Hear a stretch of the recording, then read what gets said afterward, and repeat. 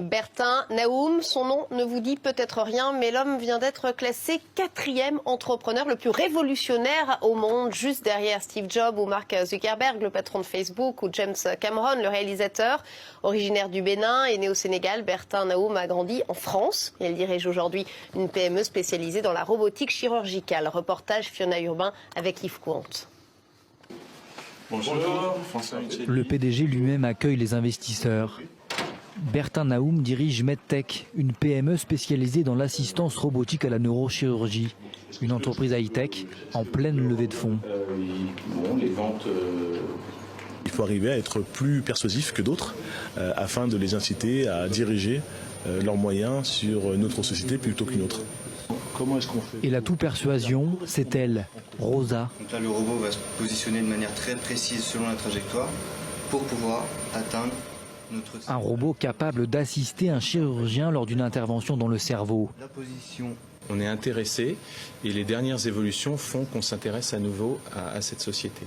Et il n'est pas le seul. Selon la revue scientifique canadienne Discovery Series, Bertin Naoum vient d'être classé, grâce à ce robot, 4e entrepreneur le plus révolutionnaire au monde, juste derrière Steve Jobs, Mark Zuckerberg et James Cameron. Une grande surprise et en même temps une grande satisfaction. De la joie, effectivement, de voir la société qui est distinguée, reconnue.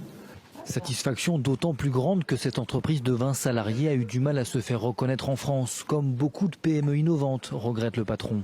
Et je pense qu'on a probablement des progrès à faire de ce côté-là pour être peut-être un peu plus cocorico. Car le marché français est difficile. MedTech vient d'en faire une nouvelle fois l'expérience. Un CHU de la Côte d'Azur vient par exemple de préférer l'acquisition d'un robot anglais au dispositif Rosa. Mais Bertin Naoum reste un entrepreneur confiant et passionné. Moi, j'ai découvert ce milieu il y a maintenant près d'une vingtaine d'années au sortir de mes études d'ingénieur.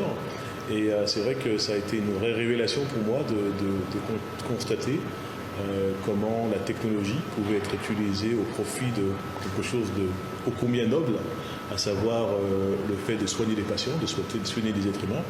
Coût du dispositif, 300 000 €. Une quinzaine d'établissements dans le monde utilisent Rosa, comme cette clinique, depuis mars dernier. Le robot nous fait gagner du temps et surtout beaucoup de confort pour le patient. C'est un petit peu comme s'il nous montrait du doigt l'endroit à biopsier et plus que ça, il nous tient la main. Il nous porte l'instrument et puis finalement, nous, on fait le trou à l'endroit où il nous montre et on va faire notre biopsie à l'endroit où il nous montre. Bertin Naoum ne compte pas s'arrêter là. L'entreprise travaille sur un nouveau robot dédié cette fois à la chirurgie de la colonne vertébrale. La société française MedTech, que j'ai le plaisir de diriger, développe et conçoit des robots chirurgicaux qui rendent les opérations du cerveau plus sûres, plus précises et moins invasives. Le chirurgien reste toutefois bien présent aux côtés de nos robots pendant les opérations chirurgicales. Aujourd'hui, nos robots permettent de traiter ou réduire les effets de maladies telles que l'épilepsie, la maladie de Parkinson, la dystonie et même certaines pathologies du dos.